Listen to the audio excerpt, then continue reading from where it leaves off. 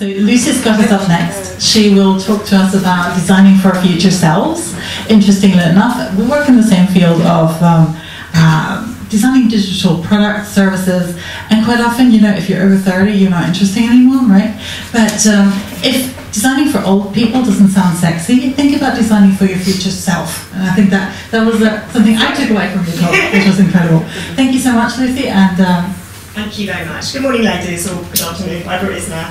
Hi. So, yes, as Martin was just saying, I actually work for the UX team for the Daily Mail, and the majority of our older users are older users. So I'm going to be talking today about how they can be better designed for. We found through all the research and user testing that we've done that this group, this demographic, is often ignored in terms of design and product development. So I'm going to be looking today at how we can maybe make things better. So they're often excluded by target audiences amongst bigger corporations and startups alike. And when I'm talking about older users, just to clarify this, today I actually mean people over the age, sorry, standing away here, over the age of 55. The reason for that being that it's from this age that we first begin to see marked mental and physiological changes take place, and also because it's a common classification in market research. But I just want to really emphasise that I'm not, of course, in any way trying to make out that this is a homogenous group of people. Of course they're not, we're all very different. Our lifestyles, our attitudes, genes, a whole host of factors will influence how we age. So talking about at one end of the spectrum, people who are older people who are very cash rich, very socially rich, healthy, active, having access to the latest technologies, but then also at the other end of the spectrum, I'm also including those who are on more limited incomes, who may be housebound, may have restricted mobility, and may have more limited access to technology, or indeed to the support which will enable them to use it properly. So I'm imagining that a lot of you may have at some point heard these kind of things said in the workplace. So often companies don't want to focus on older people, they don't want to think of them as being part of their market. And this can lead to a vicious cycle of exclusion. So because products aren't designed with older people in mind, they may well have a lot of trouble using them, and this could leave them feeling frustrated, alienated, stupid, and drive them away. So their subsequent rejection can, of course, then reinforce the notion that they're not the target market, and hence the vicious cycle continues. Now, this is despite the fact that this demographic is growing, it's cash rich, and its online presence is growing as well. Now, we all recognise that we've got an ageing population. Over the next 20 years, those over 60, those aged over 60 are actually set to grow by 40%. And their online presence is increasing as well, particularly tablet usage. That's actually trebled since 2012, so massive growth there amongst 65 to 74s. And they're a very cash-rich demographic as well. So collectively, those aged over 65 are set to be worth 127 billion by 2030, which is a huge increase of 68% on now. Now, this chart very clearly puts their wealth in perspective. You can see very clearly here that those over 55 are considerably better off than their younger counterparts when it comes to property wealth, to physical wealth, and to financial wealth. So, how are older people different? So, I'm going to talk now for a little while about some of the lovely things that happen to us as we get older, both mentally and physically. So, I'm going to go through the body and start off with the head. So, yes, got a nice picture of the brain here. There are two key areas of the brain which are most associated with memory. So I'm going to talk about memory a little bit here now. We may make jokes about how as we get older people are always forgetting stuff, but it is a fact that memory does decrease with age, and there are various physiological reasons for this. There are two key areas of the brain which are most associated with memory, and unfortunately these also tend to be amongst the most affected by age. Firstly, we have the hippocampus, which is this sort of horseshoe-shaped area in red. This area, the hippocampus, is responsible for consolidating information from short-term through to long-term memory. It's responsible for storing, forming, organising, storing and retrieving memories. But from the age of 40 onwards, we typically lose about 5% of nerve cells in the hippocampus with each passing decade. So by the time we reach our 80s, we'll typically have lost about a fifth of nerve connections in the hippocampus. And then we have the prefrontal cortex. So this area at the front of the brain is most associated with short-term memory. But this area shrinks. It decreases to a greater extent than most other regions of the brain. So, and your mum's forgot why she's put her glasses 2 minutes earlier, you now know this could well be due to a shrinkage of the prefrontal cortex, perhaps something you didn't know before. Now there are various other, obviously there are an awful lot of changes that take place as well as we get older. Just a couple of these, hormones and proteins that repair and protect brain cells, they decrease as we get older. As do neurotransmitters and chemical messengers that they send signals throughout the brain, they decrease as well. And all of these changes, all these physiological changes in the brain, have a detrimental impact on memory.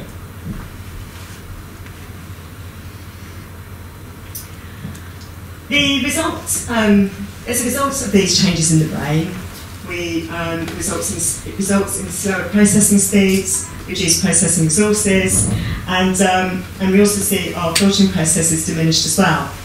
So by that I mean our ability to suppress irrelevant material which may be competing with our attention and looking at working memory. So how do these changes manifest themselves when older people use technologies? So you can see various ways here, various typical behaviours that we witness in older users. So just to look at a few of these, firstly, older users tend to be a lot slower when using technologies. So usually when I'm running user testing, I'll try and have a run-through, practice run-through beforehand with one of my colleagues. But I find that when conducting a test for real with one of our older users, it typically takes an awful lot longer than it does with somebody similar age or indeed younger than myself. And Nielsen Norman, who are a leading UX consultancy, they found when they amalgamated the studies that they completed amongst 75 older users, they found that those over 65 were 43% slower at using websites than those aged 21 to 55. They also older people tend to be more susceptible to cognitive load. So by that, I mean, for instance, they might find it a lot more difficult to retain information that's appeared on a previous web page, or if they have to multitask, and they may be more easily distracted by competing information on a page, so they may be more distracted from the task at hand. They tend to be more reluctant to try new things as well, but the flip side of this is that older people tend to really like functionalities that they're familiar with. They're, for instance, 50% more likely to use search engines than younger people. And they're really keen on blaming themselves as well. So as much as 90% of the time, an older person will blame themselves rather than the technology they're using when something goes wrong. And I see this all the time when I'm user testing. So I'm going to move on to look at vision now. So, ladies, it's a really sad but inevitable fact that we're all going to see our eyesight deteriorate as we grow older. So you can see various facts here on how our eyesight deteriorates. One of these which particularly shocked me was that amongst those over 85, as many as 1 in 20 are actually legally blind. And I was also a bit distressed to learn more about presbyopia or long-sightedness, in that I hadn't realised how universal and inevitable the condition is. There are various other changes which take place. For instance, we see a depletion in our peripheral vision and in contrast sensitivity, and our pupils will shrink. But as well as the natural ageing of the eye, we may also have to contend with various common eye diseases as well. Cataracts being the most common of these, and age-related macular degeneration is another very common eye condition, eye disease. You can actually see on the slide here how somebody with this condition would see over time. It affects central vision and becomes impossible to distinguish finer detail and colour. Okay, so I'm going to move on now, away from some of this doom and gloom, to talking a little bit about how designers can actually make things better for older people. So we're going to talk about some things that could be taken into account when designing websites, which can really enhance the user experience for older people. Okay, so to talk through some of these, well, firstly, there should be very clearly distinctive styles between paragraphs, headings and links, and should maintain consistency throughout sites. It's important to change the colour of links once they've been visited. This can really help people with poor memories. It's important to have big buttons. So you can see the Saga site does a lot of these things very well, as we would hope, of course, given its target audience. So you can see they've got very large buttons here, which are easy to click, they're clutter-free. They've also got very good colour contrast here as well. Colour blindness is another lovely thing that increases as you get older. Okay, so also they've got a font size changer in the top right of the page. It's of course really important for people with poor vision to be able to easily change the font size on the websites and apps. But we don't want to assume that users are going to know how to do this on the devices. We know that actually from talking to many of our users, they often actually don't. And when they do see websites like this, which have got a really obvious font size changer actually on the page, they really, really love it. They're really enthusiastic about it. Make it easier to scan, so have shorter sentences, bullets, and provide very explicit instructions. So you can see on the buttons on the Saga site, you probably can't see actually, it's probably too small, but it's got read on, find out more, just provide very explicit instructions. And it's also really helpful as well if, when asking people to input details about themselves, to explain why you're asking for this. Older people tend to be particularly suspicious and distrustful and annoyed by this, but they respond much more positively if there is a sentence or a couple of words hovering over that explains why they're being asked for certain information. And it's extra important generally to imbue trust with older people when they're online.